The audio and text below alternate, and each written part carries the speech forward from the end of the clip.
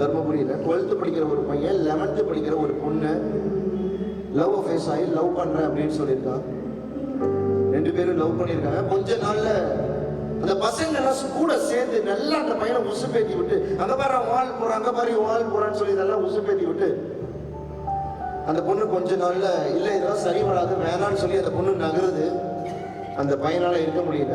ஏன்னா கூட இருக்க எல்லாம் உசுப்பேத்தி விட்டான். அந்த பையனால இருக்க முடியல. அந்த பையன் அந்த பொண்ணு கிட்ட பேசல. அந்த பொண்ணு வேணான்னு அவாய்ட் பண்றதை தெரிஞ்சு அந்த பையன் பாய்சன் எடுக்க ஆரம்பிச்சான். எலி மருந்து சாப்பிட்டான். எலி மருந்து சாப்பிட்டு காலையில சாப்பிட்டு ஆஸ் யூஷுவல் ஸ்கூலுக்கு வந்துட்டான். சாயந்தரம் ஆஸ் யூஷுவல் வீட்டுக்கு போயிட்டான். ஏன்னா நீ சாப்பிட்டு ஒண்ணுமே ஆகலன்னு சொல்லி மறுபடியும் அடுத்த நாள் அந்த பாய்சனை எடுத்திருக்கான். அவங்க அப்பா என்ன வேலை தெரியுமா? சலவை தொழிலாளி.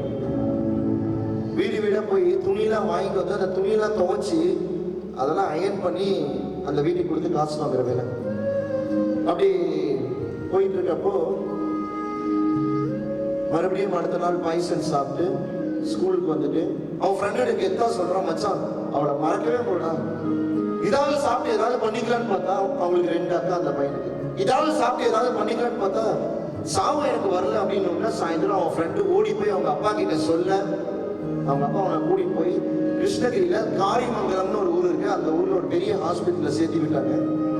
12 நாள் அந்த ஹாஸ்பிட்டல்ல இருந்தா கிட்டத்தட்ட 7-8 நாள் ஐசியூல இருந்திருக்கான். 11 லட்சம் ரூபாய் செலவாயிருக்கு. தன்னுடைய 2 பொண்ணுக்காக கூலி வேலை செஞ்சு சலவை தொழில் வேலை செஞ்சு கஷ்டப்பட்டு சிறுக சிறுக குருவி கூடு சேர்த்துற மாதிரி எல்லாம் 500, 1000, 2000, 5000 சேர்த்து வச்சு 7 லட்சம் ரூபாய் சேர்த்திருந்தாங்க. 4 லட்சம் ரூபாய் கடன் வாங்கி அந்த பையனுக்கு செலவு பண்ண 12 நாள் கழிச்சு அந்த ஹாஸ்பிட்டல்ல காப்பாற்ற முடியலன்னு போனமா வெளியே அனுப்பிவிட்டாங்க. அந்த 2 அக்காக்கும் இன்னமும் கல்யாணம் ஆகல. 2020 அந்த பையன் இறந்து போனா இன்னமும் இந்த 2 அக்காக்கும் கல்யாணம் ஆகல. கூட இருக்க ஃப்ரெண்ட்ஸ் தயவு செய்து நான் ஒவ்வொருத்தருக்கும் ஒவ்வொரு வாழ்க்கை தேவையில்லாத விஷயத்துல இந்த டொபாக்கோக்கோ இந்த சிகரெட்டுக்கோ இந்த தேவையில்லாத லவ் அஃபேர்ஸ்க்கோ நான் கமிட்டன்னு சொன்னா வருவார் ஒரு கெத்து. நான் தலையில தானே மண்ணை அள்ளி போட்டுக்கிறது. இன்னைக்கு சொல்றேன், ஓப்பனா சொல்றேன், லவ் பண்ற டெய்லி மில்க் கொடுத்து ப்ரப்போஸ் பண்ற பையனை விட பொண்ணை விட டெய்லி உனக்கு சின்ன வயசுல உனக்கு மில்க் கொடுத்து வளர்த்தலாம் பாரு, அவ தான் உன்னுடைய முதல் காதலி. அந்த மனுஷன் தான் உன்னுடைய முதல் காதலன். வெளியில எங்கேயோ ஒரு இடத்துல அன்பை தேடி போய்கிட்டே இருக்கும். பெற்றோர்கள் மீது ஒரு பெரிய மரியாதையும் ஒரு காதலும் ஒரு அன்பு பெற்றா எப்படி தெரியுமா இருக்கும்? இதுக்கெல்லாம் போயிட்டு ஏஆர் ரஹ்மானோ இல்லை இளையராஜா சாரோ சூப்பர் ஸ்டார் சாரோ மகேந்திர சிங் தோனியோ ஒரு ஸ்டோரிலாம் எடுத்து இல்லை. சீமடியஸ் லைஃப் இஸ் அ மேஜிக். எப்படி தெரியுமா? இந்த விஷயத்துக்கு அப்புறம் லைஃப் இஸ் அ மேஜிக் நீ எப்பெல்லாம் கேள்விப்படுறியோ அப்பெல்லாம் கார்த்திக் அண்ணா ஞாபகம் வரும். உண்மையிலே லைஃப் மேஜிக் தான் அப்படின்ட்டு. எப்படி தெரியுமா? when I was doing 7th standard நான் 7வது படிக்கும்போது எங்க அப்பா சொல்லுவாரு, டேய் கார்த்திக் இன்ஜினியர் ஆகணும். சரிப்பா. 8th போனோம்னு சொல்லுவாரு, 9th போனோம்னு சொல்லுவாரு. அது சும்மா கிடையாது, ஒரு நாளைக்கு 10 தடவை 15 தடவை சொல்லுவாரு. இன்னொன்னு சொல்லுவாரு, எங்க ஊர்ல ஒரு டாப் இன்ஜினியரிங் காலேஜ் சேலத்துல XY காலேஜ்னு வச்சுக்கோங்க அந்த காலேஜ் பேரு. அந்த காலேஜில் படிக்கிற மாதிரி இன்ஜினியர் ஆகணும்னு சொல்லிட்டே இருப்பார். அந்த காலேஜில் படிக்கிற மாதிரி இன்ஜினியர் ஆகணும்னு ஒரு நாளைக்கு 15 தடவை சொல்லுவாரு.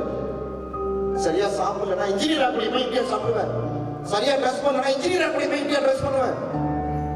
ஹேர் கட் சரியா பண்ணா இன்ஜினியர் ஆகி கொடுப்பேன், இப்படியே ஹேர் கட் பண்ணுவேன். காது குத்து கெடா வெட்டு கல்யாணம் டெத்து எங்க போனாலும் என் பையன் இன்ஜினியர் மாறு தட்டி பெருமைப்பட்டுட்டே இருந்தாரு. நான் 10th ஸ்டாண்டர்ட் உள்ள போன பிறகுதான் ஒரு விஷயம் புரிஞ்சிச்சு, இந்த மனுஷன் ஏன்டா அத்தனை டைம் சொன்னார் அப்படின்ட்டு. பிகாஸ் நான் மட்டும் இல்லை, எங்க அப்பா மட்டும் இல்லை, என் குடும்பம், என் தலைமுறை, என் வம்சம், என் பரம்பரையிலே ஃபர்ஸ்ட் காலேஜுக்குள்ள போற முதல் ஆள் நான் தான் ஒரு நம்பிக்கை எங்க அப்பா சொன்னேன். அந்த first graduate of my family, எங்க அப்பா கையெழுத்து கூட போட தெரியாது, கை நாட்டு கூலி வேலை செய்யற கை நாட்டு வைக்கிறது. பட் அவருடைய விஷயம் ரொம்ப பெருசு, இன்ஜினியர் ஆகணும். அதுவும் எங்க ஊர்ல இருக்கக்கூடிய ஒரு டாப் காலேஜ், அந்த XY காலேஜ் இன்ஜினியர் ஆகணும். அவருக்கு தெரிஞ்ச அந்த பெரிய காலேஜ். நான் 10th என்னுடைய மார்க்கு 10th ஹால் டிக்கெட் வந்துச்சு. ஹால் டிக்கெட் எடுத்துட்டு கோயிலா சுத்தினார் 2 நாளா என் பேர்ல அர்ச்சனை பண்ணி. 10th எக்ஸாம் எழுதல, ரிசல்ட் வந்துச்சு. அவுட் ஆஃப் 500 என்னுடைய mark 247 just pass. 500க்கு 247 mark just pass. I am average student, I am below average student. இன்னும் சொல்லணும் 10th என் ஃப்ரெண்டு சொன்னா மச்சான் இந்த குரூப் எடுக்கலாமா, வேணாண்டா இது மேத்ஸ் கம்ப்யூட்டர் சயின்ஸ் கஷ்டமா இருக்கும்னா. பக்கத்துல இருக்கக்கூடிய சிந்தனை நம்ம வாழ்க்கைன்னு சொன்னேன். இந்த பக்கம் இருக்க ஃப்ரெண்டு சொன்னா மச்சான் மேத்ஸ் பயோ எடுக்கலாமான்னு கேட்டேன். அவன் சொன்னா வேணாண்டா மச்சான் அதெல்லாம் ரொம்ப டஃப், அதை விட டஃப்னா. இப்போ காமர்ஸ் அக்கௌண்டன்சி 6 சப்ஜெக்ட் வருதா அப்படின்னு. அப்ப என்ன தாண்டா பண்றதுன்னு சொல்லப்போ 2 ஃப்ரெண்ட்ஸ் சொன்னாங்க வொகேஷனல் குரூப் எடுக்கலாம்டா, 400 மார்க் ப்ராக்டிக்கல் கொடுப்பாங்க ஃப்ரீ அப்படின்னா. Tamil, English, mathematics, vocational theory 400 mark practical அப்படின்னா. கெமிஸ்ட்ரி கிடையாது, பிசிக்ஸும் கிடையாது. என் ஃப்ரெண்டு எடுத்தாங்கிற ஒரே காரணத்தினால நண்பன் தான் சொத்து, நண்பன் தான் லைஃப்னு சொல்லி நானும் அந்த குரூப்பை எடுத்து வீட்டுக்கு வந்தோன்னே எங்க அப்பா கேட்டாரு இன்ஜினியர் ஆகணும்ல. அதெல்லாம் இல்லப்பா, எக்ஸ்ஐ காலேஜ்ல இன்ஜினியர் படிப்பேன். அதெல்லாம்ப்பா முடியாதுன்னு மட்டும் சொன்னதே இல்லை. 11th 12th 2 வருஷம் செம்மையா என்ஜாய் பண்ணி ஃபன் பண்ணி ஜாலியா சுத்திட்டு இருந்த ஃப்ரெண்ட்ஸ் கூட 12th ஹால் டிக்கெட் வந்துச்சு. இந்த தடவை 3 நாள் சேலம்ல கோட்டை மாரியம்மன் கோவில், நாமக்கல் ஆஞ்சநேயர் கோவில், திருச்சியில சமயபுரம், ஸ்ரீரங்கம், மெக்காலியம்மன், திருவாலை கோவில், தஞ்சாவூர் பிரகதீஸ்வரர் கோயில் 3 நாள் என் ஹால் டிக்கெட் எடுத்துட்டு கோயில் கோயிலா சுத்துறாரு. இறைவா, குடும்பத்துடைய தலைமுறையுடைய பையன் படிக்கிறான், நல்லா படிக்கணும், நல்ல மார்க் எடுக்கணும், அந்த எக்ஸ்ஐ காலேஜ்ல படிக்கணும். எக்ஸாம் எழுதுன ரிசல்ட் வந்துச்சு. Out of 1200 756 756 mark just pass எல்லாம். அப்பா நான் பாஸ் ஆயிட்டேங்கிற மாதிரி, அப்பா நான் பாஸ் ஆயிட்டேன் ஓடி வந்து அந்த மார்க்ஷீட்டோட முன்னாடி நின்னேன். அப்படி அந்த மார்க்ஷீட்டை வாங்கினவரு எங்க அப்பா வாங்கி பார்ப்பாரு. அவர் படிக்க தெரியாது, ஆனா பார்த்துட்டு எல்லாமே பாஸா அப்படின்னாரு. நான் பாஸ் தான், ஒண்ணு கூட ஃபெயில் இல்லை, எல்லாம் பாஸ் பண்ணேன். கும்பிட்ட தெய்வம் காப்பாத்திருச்சு. என் கை பிடிச்சி கூட்டிட்டு போய் சாமி வந்து விபூதி வச்சு விட்டு நீ சாமி கும்பிட்டு ரெடியா, நான் குளிச்சுட்டு வரேன், ஒன்னே போலான்னாரு. எங்க பாப்போம் மழையா எக்ஸ்ஐ காலேஜ் போன்றேன். இப்போ வந்து கேட்கறேன் எத்தனை வருஷமா சொல்றேன். ஆமாப்பா கரெக்ட் போலப்பா அப்படின்னு சொல்லி ஒரு நாளைக்கு 15 தடவை டார்ச்சர் பண்ணி கேள்விப்பட்டிருக்கேன். அந்த காலேஜ் பேரா, அந்த காலேஜுக்குள்ள வாழ்க்கையில தடவையா 7 வருஷம் டார்ச்சர் பண்ணார் அந்த காலேஜ் பேரை சொல்லி. வாழ்க்கையில தடவையா அந்த காலேஜுக்குள்ள போனோம். எப்படி தெரியுமா? 12th வரைக்கும் படிச்சேன். நான் அவர் பின்னாடி போனேன். கையெழுத்தே போட தெரியாத கை நாட்டு வைக்கிறேன். எங்க அப்பா முன்னாடி போனாரு. செம்மையா இருப்பா, சூப்பரா இருப்பா, பில்டிங் தான். இதே காலேஜ்ல சேர்ந்துக்கிறப்ப எத்தனை வருஷம் இங்க படின்னு சொல்லிட்டே இருந்தேன். எங்க ஓனர் எவ்வளவு விவரமானவர், அவரு பசங்களே இங்கதான் படிக்கிறாங்க, இது நல்ல காலேஜ் தானே, அதுக்காக தான் சொல்லிட்டு அப்பா இருக்கமா அப்படின்னு சொல்லி கூட்டிட்டு போய் அந்த பிரின்சிபல் ரூம் உள்ள அப்ப போறப்போ அப்படி கூனி குறுகி அப்படி கதவை திறந்து ஐயா வாங்க சார் அப்படின்னாங்க. உள்ள போன உட்காந்து அப்படின்னாரு. இல்லை இல்லை பரவாயில்லைங்க, என் பையன் இந்த காலேஜ்ல படிக்கிறதுன்னு ரொம்ப பெரிய ஆசை சார், நம்மளா எழுத படிக்க தெரியாது சார், கை நாட்டுல கூலி வேலை தான், சரி மார்க் ஷீட் கொடுங்க அப்படின்னாரு. சார் அப்படி வாங்கி பார்த்து அந்த பிரின்சிபல் சிரிச்சுட்டு தம்பி இந்த மார்க் எடுத்துட்டு இந்த காலேஜ் கேட்கல, இங்கெல்லாம் படிக்க வாய்ப்பு இல்லை, கிளம்பு அப்படின்னு மார்க் ஷீட்டை டேபிள்ல வச்சாரு. ஆப்போசிட்ல இருந்த எங்க அப்பா 7 வருஷம் கனவு அப்படி கையெடுத்து ஐயா அப்பெல்லாம் சொல்லாதீங்க, பணம் ஏதாவது கூட ஆனா கூட பரவாயில்ல, இந்த பிள்ளைங்க படிக்கணும், ரொம்ப வருஷம் ஆசைங்க, ஒரே ஒரு சீட்டு கொடுங்க சார், உங்களுக்கு எல்லாம் சொன்னா முடியாது சார், தயவு செய்து கிளம்புங்க அப்படின்னு சொல்லி பெல் அடிச்சு அடுத்தால வர சொன்னாரு. அந்த ஃபேன் காத்துக்கு அந்த மார்க் ஷீட் அப்படியே போய் கீழே விழுந்துச்சு. 7 வருஷமா காது குத்து, கெடா வெட்டு, கல்யாணம், போற வர எல்லா இடத்துலயும் என் பையன் இன்ஜினியர் எக்ஸ்ஐ காலேஜ்ல படிக்க போறான்னு சொன்ன மனுஷன் அந்த மார்க் ஷீட்டை கீழே குனிஞ்சு எடுத்துட்டு அந்த பிரின்சிபல் ரூம்ல இருந்து அப்படி வெளியே வந்தா அங்க ஒரு ஸ்டோன்லயே ஒரு பெஞ்ச், அதுல உட்காந்தாரு. நான் அப்படியே கேஷுவலா போய் அப்பா போலாமாப்பா அப்படின்னு. ஏன்னா எங்க ஸ்கூல்லயே லாஸ்ட் குரூப் நாங்க தான் சொல்லி ஒரு பெரிய கெத்து, பயங்கர கெத்தா சுத்துவோம். டீச்சர்ஸ் ஹர்ட் பண்ணா கெத்து, லாஸ்ட் பெஞ்சில் டிஃபன் பாக்ஸ் ஓபன் பண்ணி சாப்பிட்டா கெத்து, எல்லாமே கெத்தா தெரிஞ்சிச்சு. போலாமாப்பா அப்படின்னு.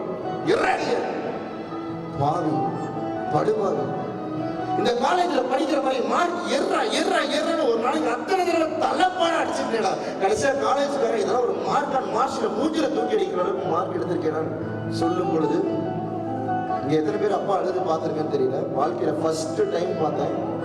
அப்படி 2 கல்ல தண்ணி ஊத்துச்சு. அப்பா அப்படிலாம் கூப்பிடாதடி, இதெல்லாம் ஏன்டா பெத்தோன்னு நினைக்கிறேன்டா, கூலி வேலை செஞ்ச கூட மானத்தோட வாழ்ந்துட்டு இருக்கேன்டா. சத்தியமா உன்னா ஏன்டா பெத்த நினைக்கிறேன்னு சொல்லி கண்ணில் கண்ணீரோட அந்த காலேஜை விட்டு வெளியே போனாங்க. பின்னாடியே ஓடுறேன். அப்பா அப்பா நில்லுப்பா, அப்பா ப்ளீஸ் பாப்பா நில்லுப்பான்னு. அதுலேயே வாங்காத மனுஷன்.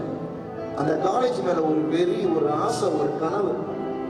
அந்த காலேஜ் கேட்டு முன்னாடி என்ன கையெடுத்து கும்பிட்டு, இனிமே என் குடும்பத்துல யாரும் உள்ள நுழைய முடியாது.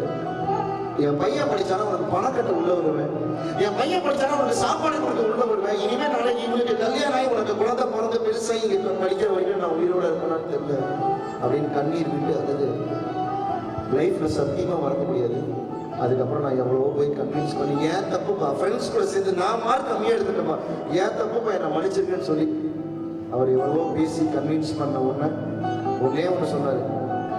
என் தோல் மேலே கை போட்டு, சரி சரி ஊர்லன்னா இவங்களை விட்டா வேற காலேஜே இல்லையா தமிழ்நாட்டில், அப்பா இருக்கட்டா உனக்கு எங்க திரிஞ்சு அலைஞ்சினாலும் சரி உன்னை நான் இன்ஜினியர் ஆகிறேன் அப்படின்னு சொல்லி என் தோல் மேலே தட்டி கொடுத்து வா போலான்னு சொல்லி 5 டிஸ்ட்ரிக்ட்ல இருக்கக்கூடிய ஒவ்வொரு காலேஜா ஏறி ஏறி இறங்கினா இன்ஜினியரிங் வாஸ் வெரி பிக். எங்கேயும் சீட்டு கிடைக்கல.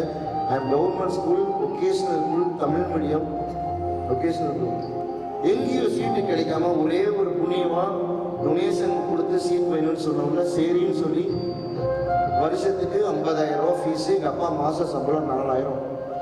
வருஷத்துக்கு 50,000 சொன்னோம்னா அவர் மேலே கையை வச்சு வேணாம் போயிடலாம் அப்படின்னு என் கையை தள்ளி விட்டு என் மேலே அவர் கையை வச்சு சொல்றாரு, அப்பா இருக்கல தலையை அடமானம் வச்சாவது படிக்க வைக்கிறேன், படிக்கிறத மட்டும் நீ பாருன்னு சொல்லி அந்த சீட்டை கொடுங்க சார். வாங்கிட்டு வாழ்க்கையில் ஒரு சில விஷயங்கள் ஒரே தடவை தான். அப்படி பஸ்ல ஏறி உட்காந்து அப்படி பஸ் போக போக ஜன்னல் வழியா பார்த்து கண்ணீரோட சிரிச்சுட்டே வர்றாரு. என் பையன் இன்ஜினியர் ஆகிட்டான், என் பையன் இன்ஜினியர் ஆகிட்டான், அது போதும் இனிமே இன்ஜினியர் ஆகிட்டான், அது போதும் எனக்குன்னு சொல்லிட்டு வீட்டுக்கு வந்தவுடனே என் அம்மா பேரை சொல்லி கூப்பிட்டு, Karthi engineer, Karthi engineer, Karthi engineer. எங்க அம்மாவை படிச்சதே இல்லை. இந்த வார்த்தை கேட்டோம்னா ஓடி போய் பீரோ மேல இருந்து சாவி எடுத்து பீரோ திறந்து 4 பவுன் நகையை எங்க அப்பாட்ட கொடுத்து, புண்ணியம் மனசு மாறிட போறான், முதல்ல போய் ஃபீஸ் கட்டுங்க, இதை வச்சு அதை வச்சா அவ்வளவு பணம் கட்ட முடியாதுன்னு வட்டிக்கு பணம் கடன் வாங்கி ஓடிட்டு இருந்த வண்டியை விற்று, டிவிஎஸ் 50 வண்டியை விற்று, நகையெல்லாம் அம்மா நகையெல்லாம் விற்று காலேஜ் சேர்ந்த 3வது நாள் எங்க அப்பா வந்து மஞ்ச பையில மூட்டை மூட்டையா பணம் எடுத்துட்டு வந்துருக்காரு. 50,000. வாழ்க்கையில ஃபர்ஸ்ட் டைம் அவ்வளவு பணத்தை அப்பதான் பார்த்துருப்பாரு. 50,000 ஃபர்ஸ்ட் டைம் இன் லைஃப். ஓடி போய் என்ன மாசம் அப்படின்னு காலேஜ் விட்டு அனுப்பியிருப்பாங்க. வா வா வா இந்த பணம் கட்டிடலாமான்னு சொல்லி கூட்டிட்டு போய் கேஷ் கவுண்டர்ல இருந்து எடுத்து வைக்கிறாரு. 500 ரூபாய் 1000 ரூபாய் 500 ரூபாய் 1000 ரூபாய் கட்டா வச்சு 100 ரூபாய் 200 ரூபாய் வச்சு அப்படி கேஷ் கவுண்டர்ல பணத்தை உள்ள தள்ளா இருப்பாரு. சத்தியமா சொல்றேன் my dear boys and girls, இந்த உலகத்தில் கஷ்டப்பட்டு ரத்தம் சிந்தி வேர்வை சிந்தி கிடைக்கக்கூடிய பணத்தை சந்தோஷமாக செலவு செய்யக்கூடிய ஒரே ஜீவன் உலகத்தில் அப்பாவாக மட்டும்தான் இருப்பாங்க. கல்யாணம் பண்ணிக்கிற ஹஸ்பண்ட் கூட ஏதோ ஒரு இடத்துல ஏதோ ஒரு நான் அவ்வளவு பண்றேன்னு சொல்லி கட்டிடுவாங்க. அப்படி கட்டிட்டு நீ போய் படி போ, டைம் வேஸ்ட் ஆகுது போய் படின்னு சொல்லிட்டு 3rd ஃப்ளோர்ல நின்று அப்படி பார்க்கும்போது கொண்டு வந்து அத்தனை பணத்தையும் கட்டிட்டு மஞ்ச பைய 4 சுத்தி கையில வச்சுட்டு அப்படி போவாரு பாரு. செத்துரு வச்ச மனுஷன் தான், என்ன மனுஷன் அவர் படிப்புக்காக அவ்வளோ தியாகமாட்டு. ஆனா கிளாஸ்க்குள்ள வந்த உடனே வரா மச்சான் வரா மாப்பிள்ளன்னு சொல்லி ஜாலியா மறுபடியும் கன்வின்ஸ் பண்ணி ஜாலியா என்ஜாய் பண்ணி சினிமா கூட்டிட்டு போறான், டூர் கூட்டிட்டு போறான், வீட்டுக்கு போய் வாழையில நான்வெஜ் போடுறான், கிணத்துல குளிக்கிறோம், கிரிக்கெட் விளையாடுறா. ஒருத்தன் கூட மாப்பிளா உனக்கு படிப்பு வரலடா, நீ தத்திடா, நீ ஜீரோடா, உனக்கு பேசிக் தெரியலடான்னு ஒருத்தன் கூட எனக்கு சொல்லவே இல்லை. எக்ஸாம் எழுதுறா ஃபர்ஸ்ட் செமஸ்டர் 6 பேப்பர் 6லயும் ஃபெயில். கூட சுத்தரவெல்லாம் ஒரு சப்ஜெக்ட் தான் மேக்ஸிமம் ஃபெயில், மேக்ஸிமம் 2. 6லயும் வாஷ் அவுட். அன்னைக்கு சொல்றான் ஒருத்தன், மச்சான் அவன் படிப்பு வரணும் மாப்பிள்ள, அப்பா எடுத்துக்காத, அப்பா பணத்தை வேஸ்ட் பண்ணாத அப்படின்னா. புத்தியில உடைக்கிற மாதிரி இருந்துச்சு. எங்க வீட்டுல படுற கஷ்டத்தை அவன் எனக்கு சொல்லி புரிஞ்சுது. நேரா வீட்டுக்கு போனேன். இப்படி மார்க்ஷீட்டை காட்டினேன், என்ன ஆச்சுன்னாரு, பூரா பேப்பர் போட்டுச்சு வாஷ் அவுட். அதுக்குதான் அவன் மேல கை வச்சு வேணான்னு. என் ஃப்ரெண்டு தினேஷ் படிக்கிறானா அவங்க அப்பா டென்டல் டாக்டர், சந்தோஷ் படிக்கிறானா அவங்க அப்பா ஆடிட்டர், அவனுக்கு படிக்கிறான் இன்ஜினியரிங். கையெழுத்தே போட தெரியாத கை நாட்டு நீ ஏன் பையன் இன்ஜினியர். நான் 7th படிக்கும் போதே சொன்ன ஆக முடியுமா? படிப்புலாம் தலைமுறையிலே வரணும், அதெல்லாம் ரத்தத்திலே இருக்கணும், புதுசாலாம் முளைச்சு வந்துட முடியாது. எப்பா சாமி போதுட்டா உன் படிப்பு, கெமிஸ்ட்ரியும் வரல, பிசிக்ஸும் வரல, மேக்ஸும் வரல, உனக்கு ஒரு கும்பிடு உன் படிப்பு ஒரு கும்பிடு, என்னை தொந்தரவு பண்ணாதான் கையெழுத்து கும்பிட்டேன். 12 நாளா என் கூட பேசவே இல்லை. பசங்க எல்லாருக்குமே அம்மானா அவ்வளோ பிடிக்கும். பொம்பளை பசங்க அப்பானா அவ்வளோ பிடிக்கும். நான் கொஞ்சம் டிஃப்ரெண்ட். எனக்கு அப்பானா அவ்வளோ பிடிக்கும், அவ்வளோ பிடிக்கும். 12 days என் கூட பேசல.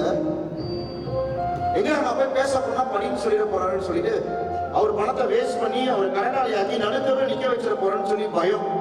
அவர் பேசுனாலும் பரவாயில்ல, அந்த ஆள் கடனாளி ஆக வேணாம் அந்த மனுஷன் சொல்லி இருந்தேன். 12 நாள் பேசாத மனுஷன் என்கிட்ட வந்து பேசினாரு. சாப்பிட்டியா அப்படின்னு. சாப்பிட்டமான்னு. காலேஜ் போ சாமி அப்படின்னாரு. படிப்பு வரலன்ற டார்ச்சர் பண்றேன், இன்னொரு தடவை என்ன காலேஜ் போன்னு சொன்ன நான் சூசைட் பண்ணிக்கிறேன் அப்படின்னு சொல்லி கையை நீட்டி மிரட்டும் போது என் கையை பிடிச்சி ஒரே ஒரு தடவை படியா, அப்பாக்காக படி, நான் சொன்னா கேட்பல, ஒரே ஒரு தடவையா, நீ எல்லாமே ஃபெயில் ஆனாலும் பரவாயில்ல, 4 வருஷம் முடிச்சு வரும்போது கூட பாஸ் ஆன, ஒரே ஒரு தடவை படியான்னு சொல்லி தேம்பி தேம்பி அழுகுறாரு. ஒரு கண்ணு தண்ணி என் கையில கீழே ஊத்து. உடுப்பா படிப்பு வரலப்பா, எனக்கு உடுப்பா டார்ச்சர் பண்ணாதப்பா அப்படின்னு கையை விட்ட மனுஷன். நீ காலேஜ் போறேன், நீ படிக்கிறேன்னு சொன்னாதான் நான் விடுவேன், நீ தப்பா எடுத்துட்டாலும் பரவாயில்ல, என் காலை பிடிச்சி கெஞ்சி அழுத. எங்க அம்மா சொன்னாங்க, என் படிச்சா படிக்கிறான் நாசமா போட முடியுங்க, நீங்க அவன் காலை பிடிக்கிறீங்க. இல்லடி, நம்ம இன்னைக்கு நல்லா இருக்கோம், அவனை பார்த்துக்கிறோம், நாளைக்கு நம்ம இல்லை அப்படின்னா நம்மள மாதிரி அவனும் கஷ்டப்படுவான். எனக்காக நான் சொன்னா என் பையன் கேட்பான், என் காலை பிடிச்சி கெஞ்சி அழுதாரு. ஒன்னே ஒண்ணுதான் தோணுச்சு லைஃப்ல, ஜெயிக்கிறோமோ தோக்கிறோமோ பாஸ் ஆகிறோமோ ஃபெயில் ஆகிறோமோ அவமானப்படுறோமோ ஆஸ்கர் வாங்குறோமோ எல்லாமே அடுத்தது. ஒரே ஒரு தடவை இந்த ஆன்மாவால எவ்வளவு முடியுமோ அவ்வளோ எஃபர்ட் எடுப்போம். ஒரே ஒரு தடவை ஒரு பெரிய முயற்சி பண்ணுவோம், நம்மளுடைய விஸ்வ ரூபம் இருக்கும்னு சொல்லி 4 மாசம் டெய்லி காலையில 7 மணிக்கு எழுந்திரிப்பேன், அவசர அவசரமா குளிப்பேன், காலையில டிஃபன் சாப்பிடாத எத்தனை ஓடி போய் பஸ்ல ஃப்ரெண்ட்ஸ் கூட கேரி பண்ணி உட்காந்து ஸ்போர்ட்ஸ் பத்தியும் சினிமா பத்தியும் பேசி first last tiffin bus open பண்ணி சாப்பிட்டு டீச்சர்ஸ் கலாச்சிட்டு சந்தோஷமா சுத்திட்டு இருந்த இந்த கார்த்தி, அந்த சம்பவத்துக்கு அப்புறம் அடுத்த நாள் காலையில 3:30 மணிக்கு எந்திரிக்க ஆரம்பிச்சேன். 3:30 இருந்து 5 o'clock வரைக்கும் படிப்பேன். 5 o'clock டியூஷன் போவேன், மறுபடியும் அப்படியே காலேஜ், மறுபடியும் அப்படியே ஈவினிங் ஒரு டியூஷன், வீட்டுக்கு வரும்போது 9:45 அப்பா தங்கச்சி சாப்பிடாம வெயிட் பண்ணுவாங்க. அவங்க கூட சேர்ந்து சாப்பிட்டுட்டு உட்காந்து மறுபடியும் அவங்க தலைமாட்டுக்கு பின்னாடி டியூப்லைட் போட்டு எடுத்து ஒர்க் அவுட் பண்ண ஆரம்பிப்பேன். ஒன்னே ஒண்ணுதான் லைஃப்ல, வாழ்க்கையினுடைய மிகப்பெரிய லட்சியமே ஒன்னே ஒண்ணுதான்.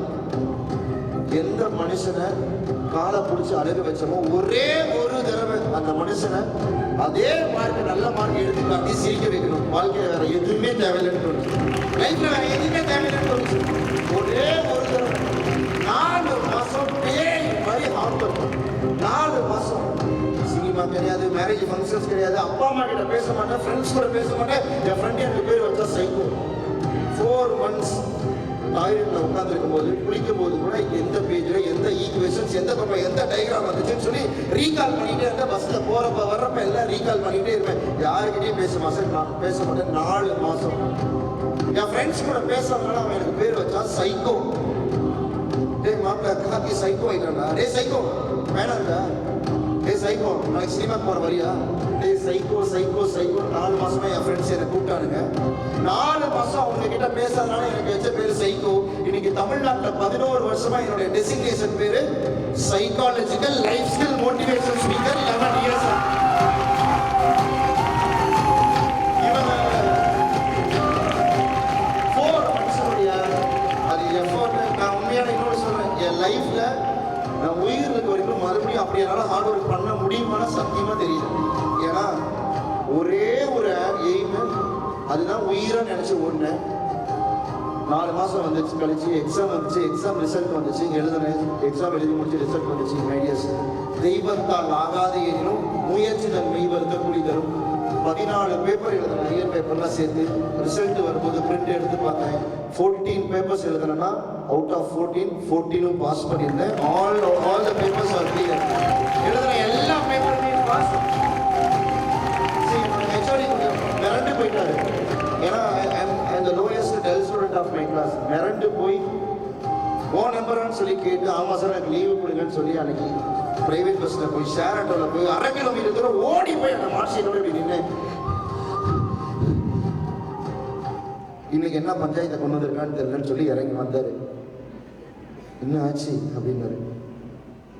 சந்தோஷத்தின் உச்சம் சிரிப்புலாம் கிடையாது, அது கண்ணீர், அதுவும் ஆனந்த கண்ணீர்.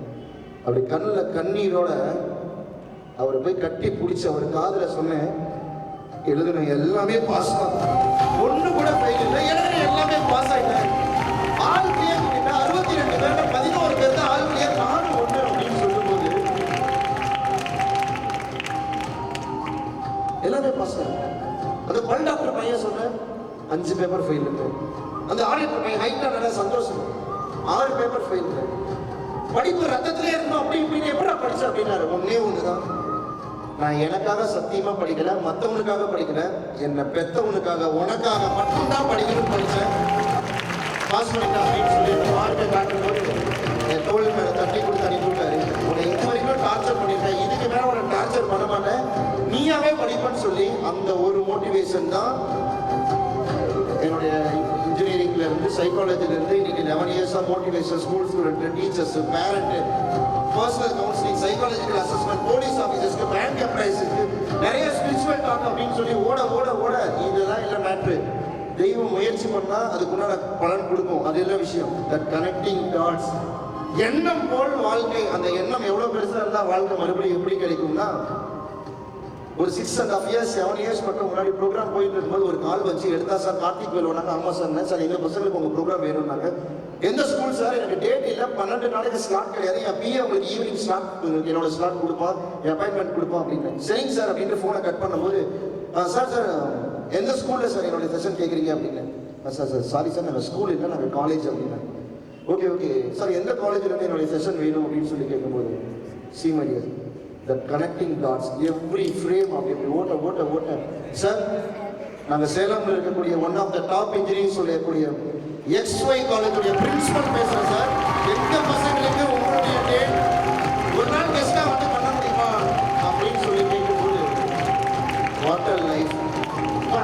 அங்கே போனேன், ப்ரோக்ராம் பண்ணேன், 1 நாளுக்கு மேலே அந்த பசங்க யார் பேசினாலும் உட்கார மாட்டாங்கன்னு சொன்னாங்க. நான் 4 மணி நேரம் எடுத்தேன், ஒரு ஸ்டூடெண்ட் கூட எதிர்க்கல.